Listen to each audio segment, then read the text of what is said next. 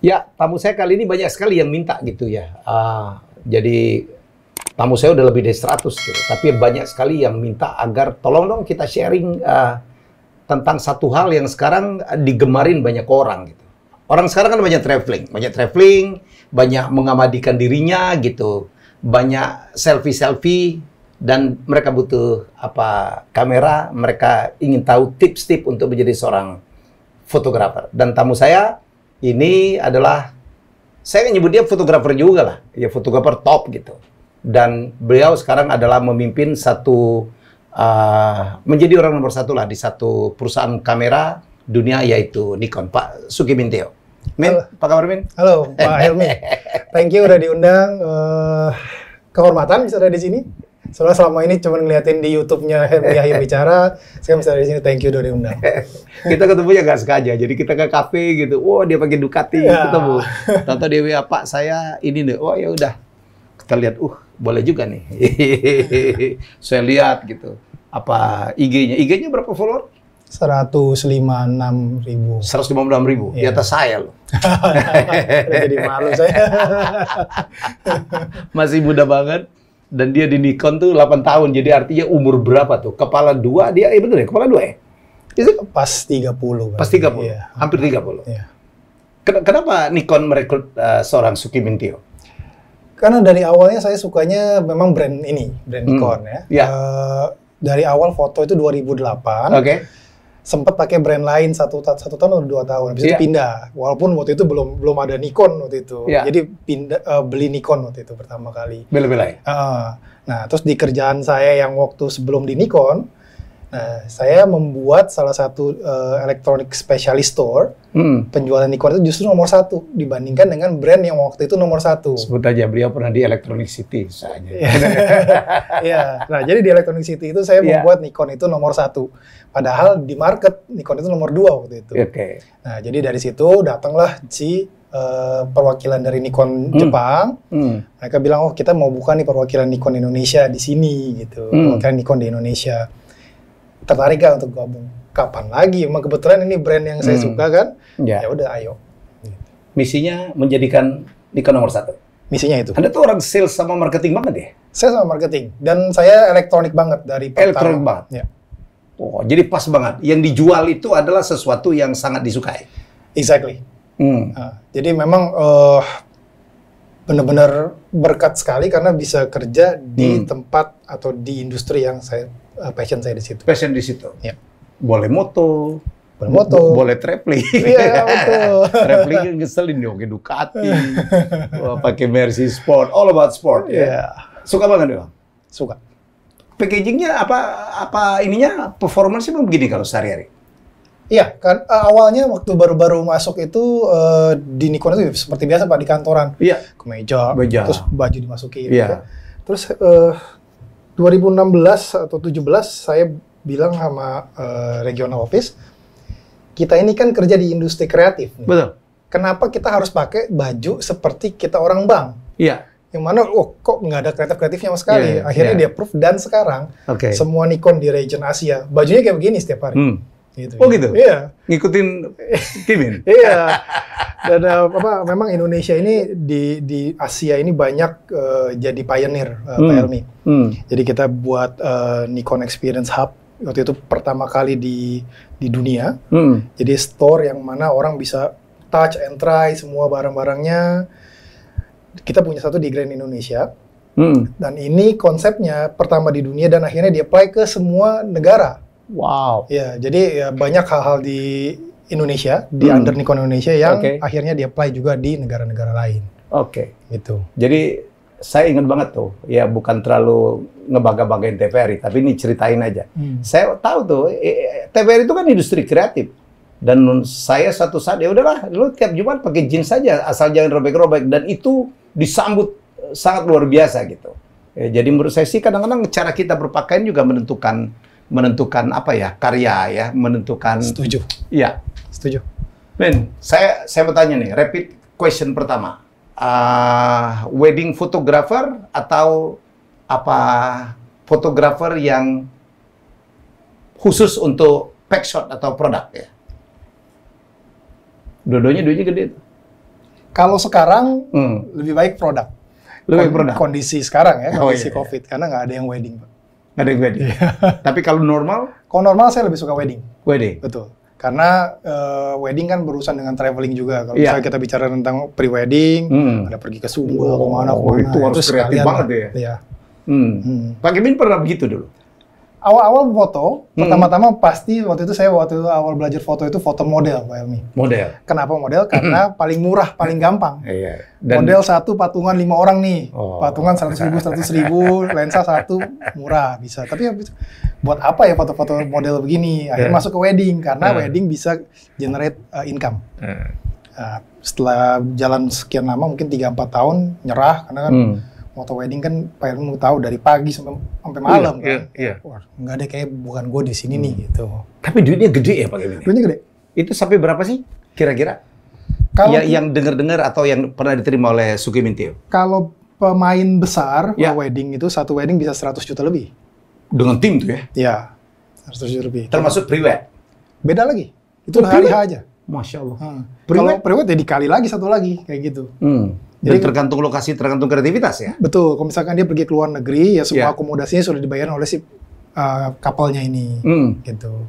Kalau rata-rata, kalau pemain-pemain wedding yang ya kelas atas, cuman yang belum sampai top sekali, ya sekitar 30-35. Ya. Oke. Terus, tadi model gitu.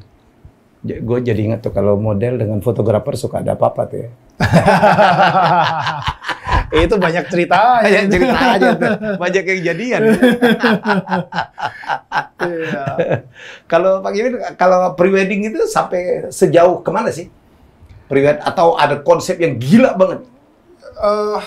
Pre-wedding sih waktu itu cuma sekitaran masih di lokal di Indonesia. Waktu itu pernah di daerah Bandung, terus di daerah Bali. Nah, karena memang waktu itu di weddingnya juga nggak terlalu fokus waktu itu, karena kan sambil kerja juga. Nah, jadi cuman sampingan lah. Sampingan tapi gede ya. Pantas dia beli Ducati. Oh gitu ya. Kalau Mas Kevin, kalau ini menyarankan orang, kan fotografi ini asik ya. Karena banyak sekali orang yang pengen belajar, mulai dari pemula sampai menjadi profesional. Memilih profesi menjadi fotografer itu sekarang apakah sangat menghidupi? Atau cukup menghidupi? Butuh perjuangan, jujur aja sih. Jadi butuh waktu, butuh network untuk kita bisa kalau memang benar-benar mau ada di industri ini. Karena pertama untuk bisa ada di jajaran top fotografer, kita perlu invest di alat, kita perlu invest di tim untuk kita bisa create hasil yang bisa dijual mahal. Dan itu tidak murah. Betul. Itu. Nah, jadi kalau kita mau jadikan fotografi ini sebagai main job kita, ya kita perlu fokus di situ, kita perlu kenal sama A, B, C, D, supaya kita bisa dikenal sama banyak orang. Dan yang penting itu adalah sosial media, itu penting sekali sekarang. Karena sosial media itu satu-satunya tempat di mana kita bisa showcasing karya-karya kita, gitu. Nah, jadi banyak yang nanya ke saya, Bang, gimana sih caranya kalau kita mau mulai foto dan bisa dikenal orang? Tapi begitu saya lihat sosmednya, kok berantakan. Kadang-kadang masih ada foto dia selfie, foto dia foto makanan. Jangan. Sebaiknya fokus di jualan yang kalian mau showcase. Itu yang kita sebut dengan personal branding ya. Exactly. Jadi kalau Anda lihat apa IG-nya Tio Sukimintio ya? Sukimintio. Tio-nya itu T-H-I-O. Ya, Anda lihat karya-karyanya beliau gitu. Dianya jarang sekali muncul gitu. Tapi karya-karyanya banyak night shot saya lihat ya. Banyak night shot. Sengaja. Karena saya mau create something unique. Jadi sebelum ini kan saya memang travel, Pak Helmi. Iya. Travel photographer. Tapi banyakan landscape. Jadi kerjanya itu fotonya itu sunrise, sunset. Nah, tapi kayaknya 1 tahun lebih ini saya banting setir ke urban photography. Urban? Ya. Lebih masuk ke dalam kota? Ke kotanya. Nah, kenapa? Karena landscape itu bagi saya, menarik. Bagi banyak orang menarik. Tapi misalkan kita pergi hunting, 4, 5 ke Bromo katakanlah. Nah, yang difoto itu semua bagi 5 orang ini adalah sama gunung itu. Paling bedanya cuman angle-nya, ada daun-daun, ada apa yang membedakan itu doang. Nah, tapi kalau urban photography banyak sekali yang bisa kita explore. Contoh misalkan kita jalan di satu kota, katakan di Singapura atau di Tokyo gitu. Kita sambil jalan kaki aja terus ketemu katakanlah shelter untuk masuk ke stasiun subway. Kita bisa foto dan itu bagus sekali. Dan itu mungkin kalau kita pergi berempat, pergi berlima, belum tentu 4 orang atau 5 orang ini melihat hal yang sama. Betul. Jadi fotografer itu masalah angle ya, ini? Masalah angle, masalah taste. Taste. Ya. Nah, jadi kan kalau kita bicara pergi ke Tokyo sama-sama, ya mungkin mereka akan pergi ke tempat-tempat lain yang belum tentu dia foto hal-hal yang kayak gitu-gitu. Tapi kalau kita pergi sama-sama ke Bromo, ya semua sama. Semua sama? Semua sama. Jadi saya lihat pemain urban fotografi di Indonesia juga belum terlalu banyak. Jadi saya lihat bisa jadi ada potensi untuk bisa jadi yang top di situ. Kenapa lebih milih night shot daripada day shot? Karena night shot itu kota hidup itu pada saat malam. Lampu-lampunya semua nyala gitu. Karena kalau mungkin Pak Erwin kalau misalkan jalan ke Sudirman atau kemana kan lebih menarik kalau malam. Lampu-lampunya semua nyala, merah, hijau, biru, segala macam. Dibandingkan kalau siang ya begitu doang. Dan efeknya banyak ya? Betul. Ini tips saja ya. Kita suka moto tuh ya, misalnya malam. Di belakangnya terang benderang. Ada wajah kita di depannya. Dapatnya backlight itu ngatasinya gimana ya ini? Harus pakai flash terpaksa. Mau nggak mau pakai flash? Ya. Begitu pakai flash kadang-kadang sudah tidak natural. Bisa dia bikin natural. Oh ya? Iya. Kasih tahu dong. Nah, jadi flash caranya, itu kan kalau kita pasang flash, jadi biasanya kan flash ada yang built-in dari kamera, yang langsung pop-up begitu.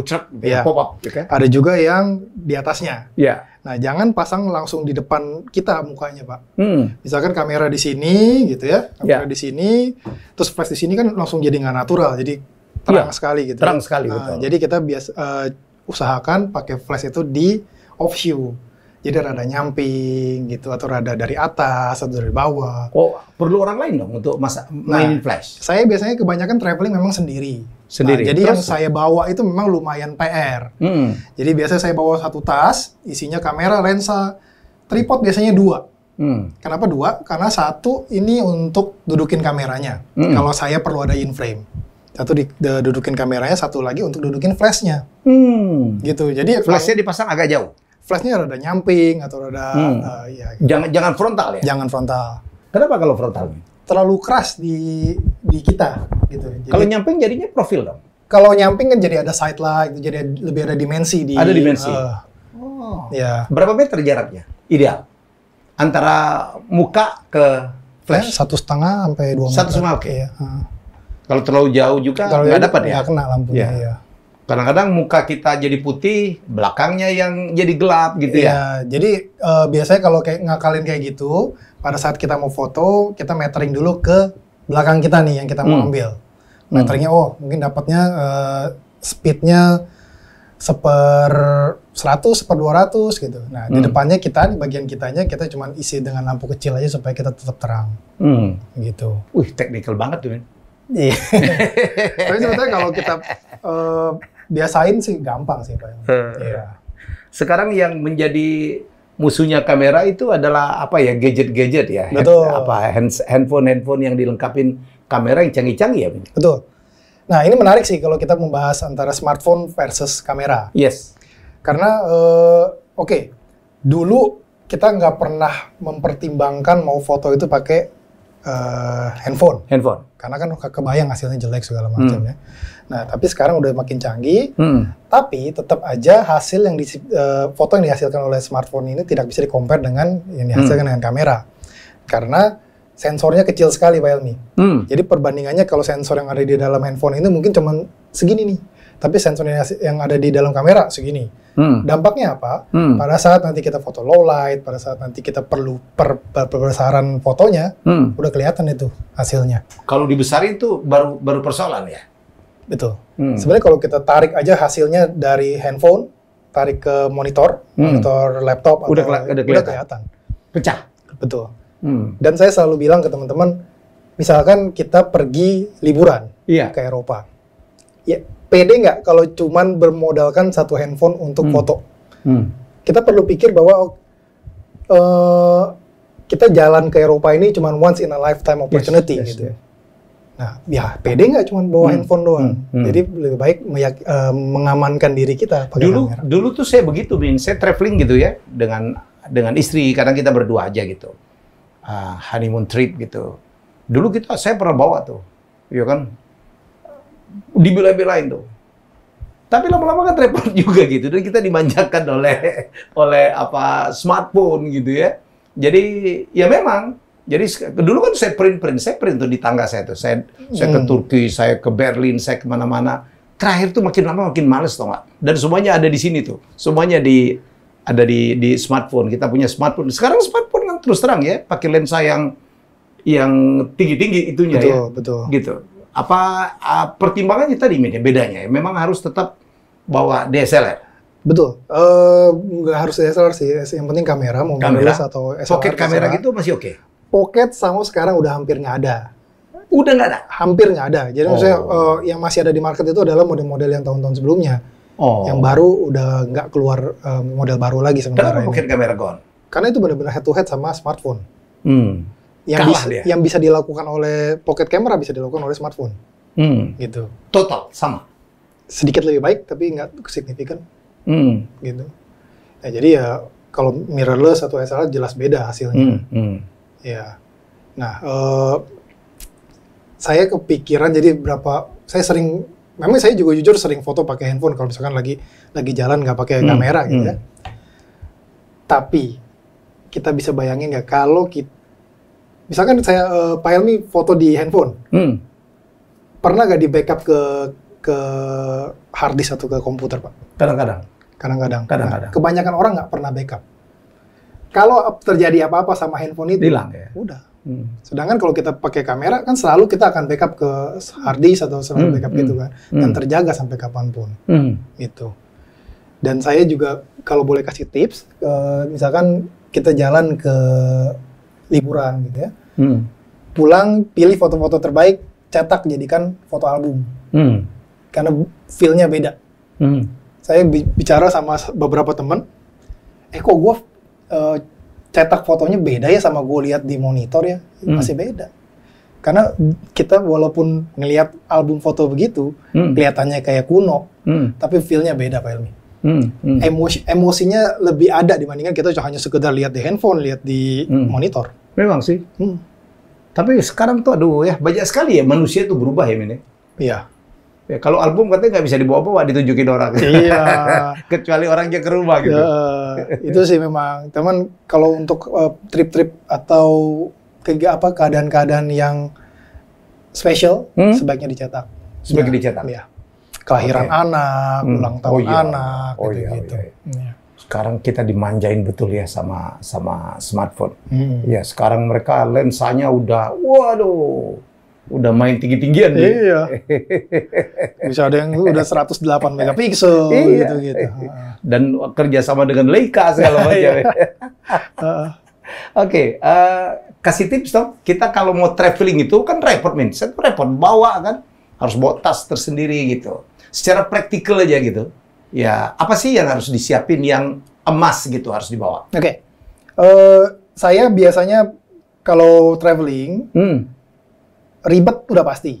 Jadi karena di satu tas saya ini paling nggak saya bawa 2 body kamera, 2 body, lensa 2 atau 3. Kenapa harus 2 body? Saya cekat dulu. Satu jadi saya meminimalisir mengganti lensa pada saat traveling. Karena takut ada debu, takut ada apa gitu. Tapi sebenarnya satu pun oke. Tapi saya kebiasaan 2 gitu. Nah, jadi pada saat pergi udah pasti satu backpack itu full.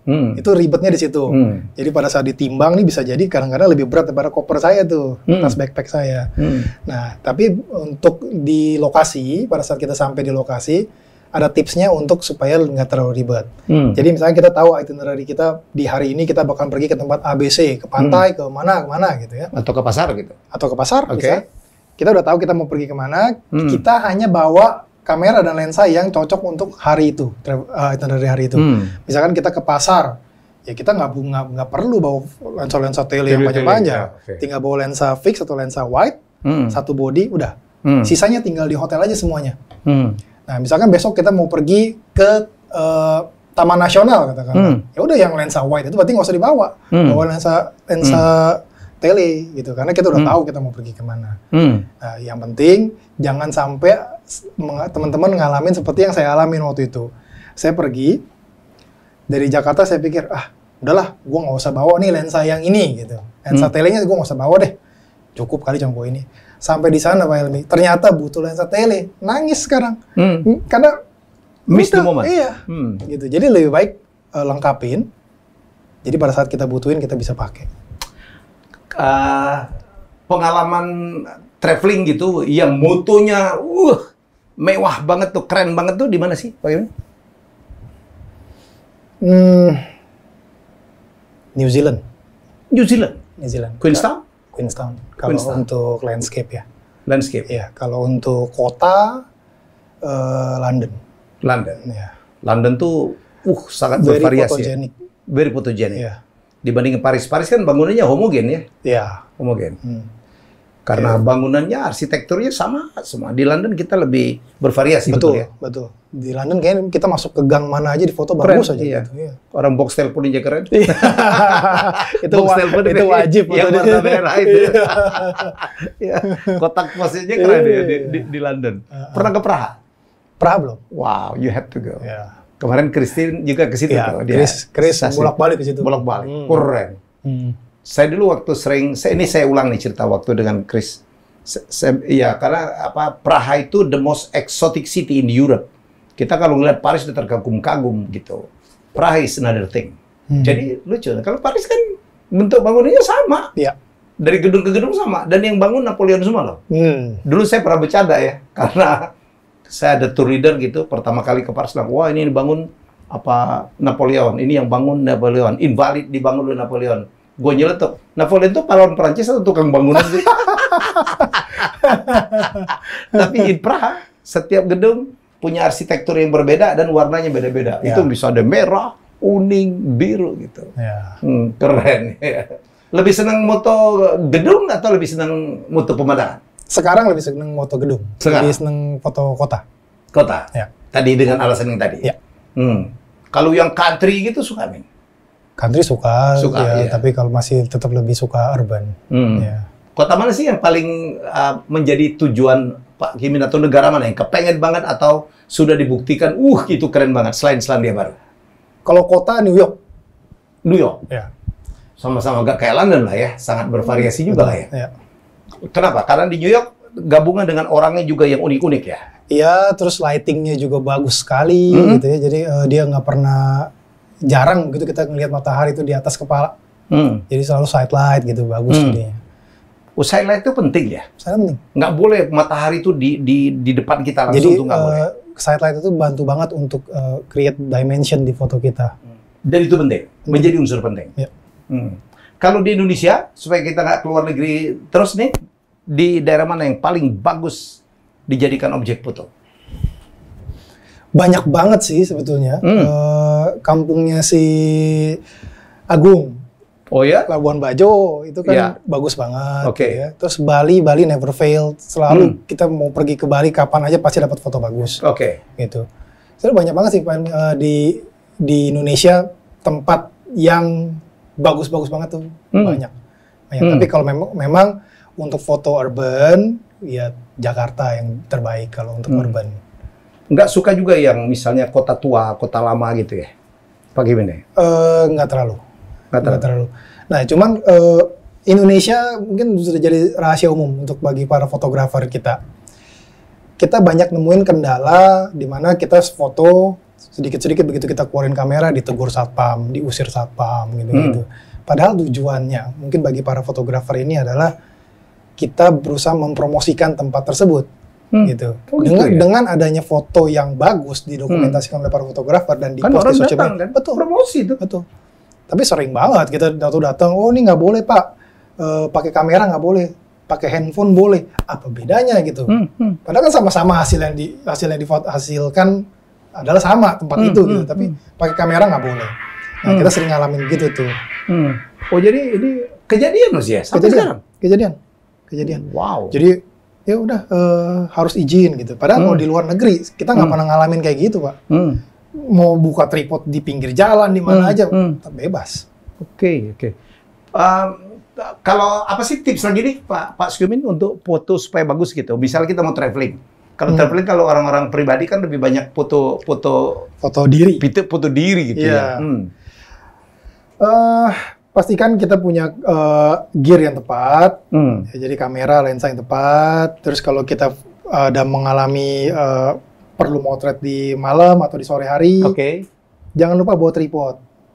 Karena tangan kita, kalau kita foto pakai tangan, pasti goyang itu hasilnya. Udah sih, itu aja tipsnya. Ya, bawa tripod, bawa kamera, dan ngerti basic fotografi.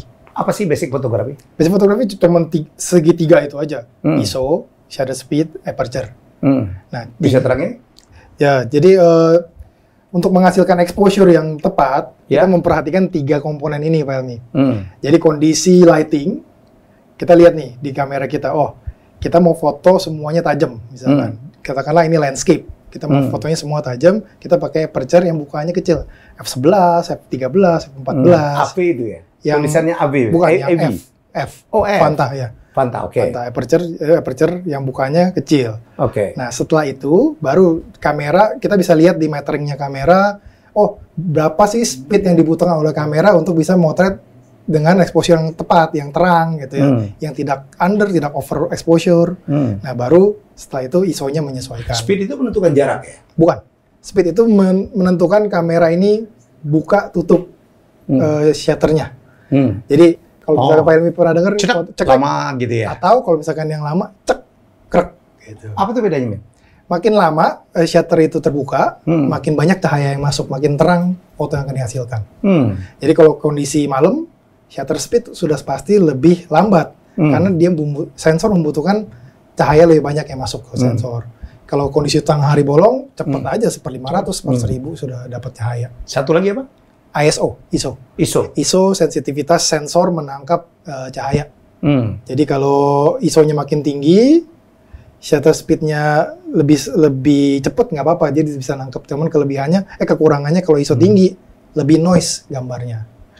Gitu. Tapi sekarang banyak juga yang udah ini ya, yang udah semuanya otomatis ya? Semua otomatis bisa. Semua kamera pasti bisa otomatis. Cuma foto tersebut yang dihasilkan adalah tergantung bagaimana kamera ini memprosesnya. Jadi menurut kamera, bagi gua nih, yang benar adalah foto kondisi begini adalah F sekian, shutter speed sekian, ISO sekian. Belum tentu itu sesuai yang kita mau. Misalkan kalau dilihat di Instagram saya, banyak foto-foto yang ada bis lewat, gitu-gitu. Nah, itu semua harus manual, karena kamera tidak mengenal itu. Kamera hanya mengenal foto standar, udah. Bis lewat ya freeze, cepet, udah. Gitu. Oh, jadi kalau ada foto-foto yang kita berharap efeknya macam-macam, itu pasti nggak bisa otomatis? Nggak bisa, harus manual. Ya. Zaman dulu orang mencetaknya pun ada tekniknya, Min, ya? Zaman dulu menghasilkan efek tertentu ya? Iya. Ya. Cuman waktu itu memang saya belum masuk ke dunia foto, jadi saya nggak gitu tahu tentang analog waktu itu. Itu zaman analog lebih gila lagi. Analog, wah. Saya pikir yang paling hebat itu zaman dulu kali ya? Banget. Kalau udah bisa foto analog, foto digital merem, Pak. Masih kan dulu ada teknologi ruang gelap gitu. Iya. Fotonya pakai slide gitu-gitu. Pakai slide. Dulu masih ada negatif ya? Iya. Foto negatif dulu. Gila ya, habis itu dicetak. Sekarang trennya juga malah banyak fotografer yang balik lagi ke situ, ke film ya. Iya. Anak saya kemarin lucu. Anak saya nomor 3 kan agak hobi juga tuh. Tiba-tiba dia beli kamera yang zaman jadul gitu. Yang masih pakai film, tau nggak? Zaman dulu kan Fuji film sama satu lagi apa tuh? Kodak, ya kan? Ya gitu. Terus dia pakai tuh. Saya bilang kan sulit tuh. Kalau di yang begini kan kita tahu hasilnya kayak apa kan? Iya, jelek hapus. Jelek hapus gitu. Iya. Tapi kelakuan orang nih, Min. Saya kan diajak foto nih. Mereka foto tuh, udah jelas pakai kamera. Kan udah ada hasilnya. Selalu dia ngomong, sekali lagi ngeri yang tadi nggak jadi. Lah, kan udah ketahuan jadi apa. Jadi mentalnya tuh masih mental analog. Jadi nggak ngalamin nih Pak ini? Nggak sempat ngalamin itu. Era analog gitu? Iya. Oke. Kasih tips dong, kalau orang mau jadi fotografer itu, atau sekedar hanya untuk supaya bisa menghasilkan fotografi yang baik gitu, basicnya aja apa Pak Imin? Ya, perlu tahu basic fotografinya tadi yang saya bilang segitiga exposure itu. Segitiga itu banyak berkomunitas lah sama fotografer-fotografer karena banyak sekali komunitas-komunitas fotografer ini ya. Dengan kita berkomunitas, kita bisa belajar dari orang-orang yang lebih duluan daripada kita. Jadi kita bisa minta, oh ini foto gue menurut lu gimana sih? Gitu. Nanti di review atau dikomentarin. Diskusi gitu. Ya, jangan pernah sakit hati kalau dibilang, oh foto lu jelek ya, itu foto lu kok begini gitu. Karena itu akan jadi pembelajaran buat kita. Punya fotografer idola atau menjadi guru Indonesia dan luar? Ada beberapa, cuman ya banyak sih Pak Helmi, cuman itu semua saya ambil, oh yang si fotografer ini bagusnya di sini, dan digabungin. Bisa nyebut berapa nama? Kalau di Indonesia, guru saya Pak Joni Hendarta, fotografer senior. Oh itu bapaknya Roger? Oh bukan. Joni Hendarta. Ada Nuarta itu? Iya. Joni Hendarta fotografer di Jogja. Di Jogja, dia guru besar, salah satu guru besar fotografi lah di Indonesia. Oke. Jadi awal-awal saya belajar dari beliau. Oh, serius belajar ini? Serius. Pergi ke Jogja beberapa hari, duduk di kelasnya, diajarin ini itu. Karena memang beliau dosen fotografi di ISI gitu. Jadi ya benar-benar belajar benar. Dan peluang untuk mendapatkan nafkah dari fotografer itu banyak sekali sekarang. Banyak. Sekarang semua orang butuh foto. Paling gampang aja yang paling simple, katakanlah sekarang lagi zaman PSBB. Saya ngeliat teman-teman banyak yang mulai usaha bikin apa di rumah makanan untuk dikirim online, Nah, untuk dia bisa memasarkan produknya itu kan perlu foto Pak Helmi. Nah, mulai dari situ aja udah bisa jadi lahan sebetulnya. Misalkan lihat ada teman yang dia baru bikin katakanlah jual roti gitu. Sini deh, mau gak gue fotoin roti lu gitu. Dan itu memerlukan kalian. Ya. Lighting gitu. Ya. Kata kalau makanan gitu paling bagus kalau di dekat jendela ya fotonya ya. Betul. Nah itu tadi yang berhubungan sama side light tadi.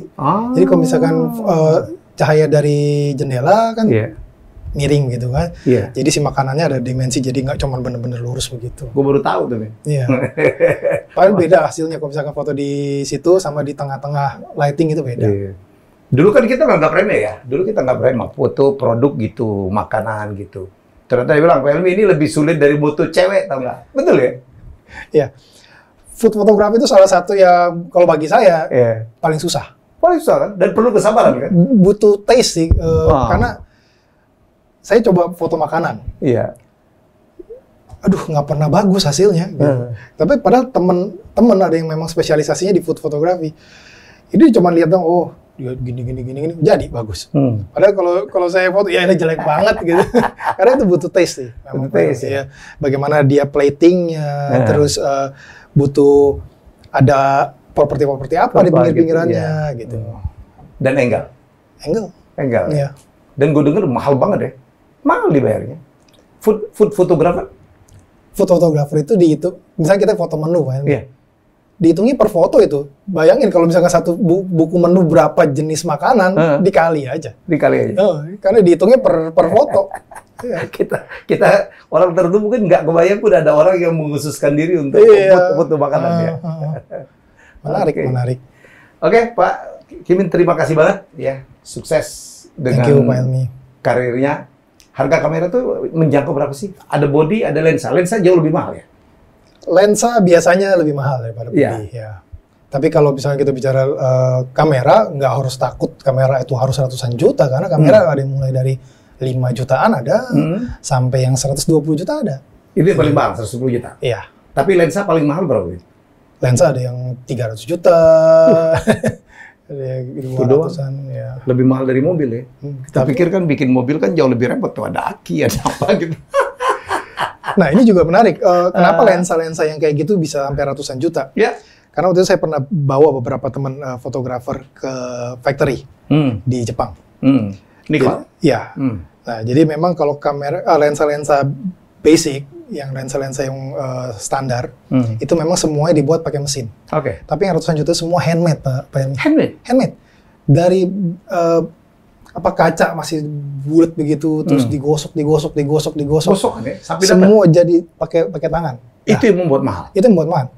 Nah jadi teman-teman fotografer pada saat mereka datang ke pabrik, dia bilang, gue nggak bakalan nanya lu lagi kenapa sih harga lensa ini mahal. Gue nggak bakalan minta diskon lagi deh sama lu dah, karena gue udah lihat nih, oh begitu cara buatnya gitu.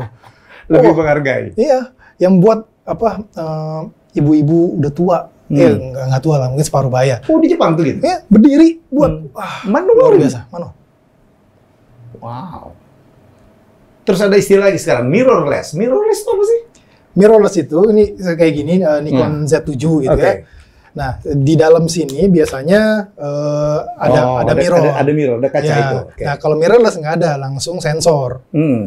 Nah, ini membuat bodinya ini jadi lebih tipis. Lebih tipis, kalau mirrorless? Kalau mirrorless. Kalau DSLR karena dia ada mirror, jadi dia lebih tebal. Ini mirrorless bukan? Ini mirrorless. Mirrorless? Ya. Oh, kalau kita buka tuh memang ada kaca ya dalamnya? Ada. Itu gunanya apa? Kalau kaca itu kan memang dia untuk memantulkan image atau cahaya dari lensa ini ke mirror naik ke sini, ke viewfinder-nya. Karena viewfinder yang kita lihat itu optical, jadi yang kita lihat itu sama persis seperti yang lensa lihat. Nah, tapi kalau mirrorless, viewfinder-nya ini pakai LCD, Pak Helmy. Jadi karena dia nggak memantulkan cahaya dari sini ke viewfinder, jadi dibantu dengan LCD yang memvisualisasikan apa yang dilihat oleh kamera. Gitu. Oke. Pertanyaan terakhir. Motor sport atau mobil sport? Wah, baru bergairah ya. Motor sport. Motor sport. Iya. Motor sport lebih sama, kalau naik motor itu lebih manly, free gitu. Wow. Kayak stres hilang gitu. Ada jiwa yang bebas gitu ya. Ke kantor naik motor sport? Mobil sih. Mobil. Repot, Pak, karena harus mandi lagi gitu-gitu. Iya, kena debu segala macam. Tapi weekend udah pakai motor semua? Weekend banyak kan motor. Jalan kemana aja paling jauh? Ke Lampung, terus tadinya mau ke Bali, tapi gara-gara PSBB batal ya batal. So far sih baru Lampung dan sekitarnya sih, Lampung, Bandung, terus sampai Kawah Putih gitu-gitu. Wow. Ini ya, apa touring? Touring. Solo atau rame-rame? Rame-rame. Rame-rame. Nggak berani juga ya? Sebenarnya mau sih sekali-kali solo, mungkin lebih jangan sendiri lah, nanti begal banyak mobilnya. Serem. Rame-rame sih seru sih. Waktu Queenstown sempat nyetir juga? Sempat riding? Oh, enggak. Enggak. Nyewa mobil aja? Kemana aja waktu itu? Ke Aerotown, terus yes, I love the city. Main jet boat. Gitulah. Milford and Sound? Ya. Glenorchy? Yes. Oh.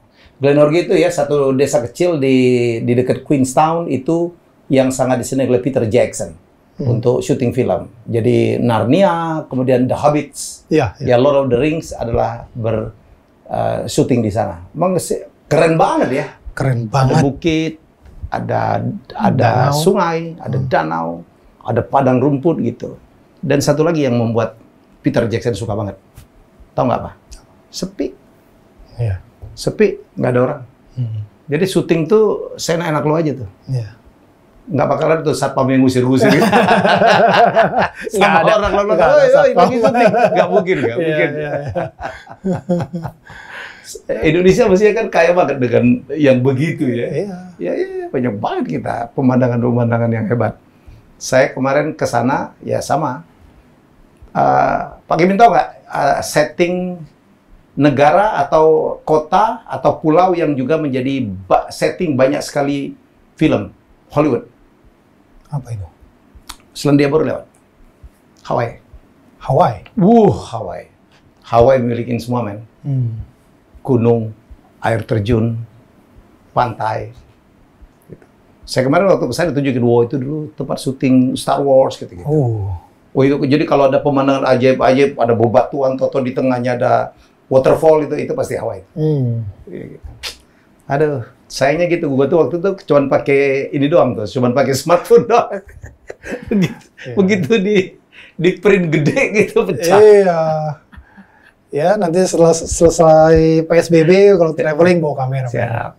Gue ikut aja deh. Kita kan mau rencana Route 66 ya. Pokoknya kalau foto nempel dia aja gitu.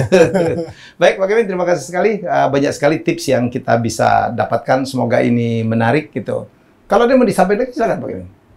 Ya, fotografi itu adalah bisa jadi memori. Ya. Jadi kita pergi ke satu tempat, lihat, itu bisa lupa nanti-nanti gitu. Tapi fotografi itu mengabadikan yang kita lihat supaya pada saat nanti setelah selesai kita traveling, kita masih bisa mengenang trip kita itu. Oke. Terima kasih. Semoga Anda banyak sekali mendapatkan pelajaran hari ini dan kita akan jumpa lagi dengan tamu istimewa saya selanjutnya ya dalam episode selanjutnya. Bye-bye.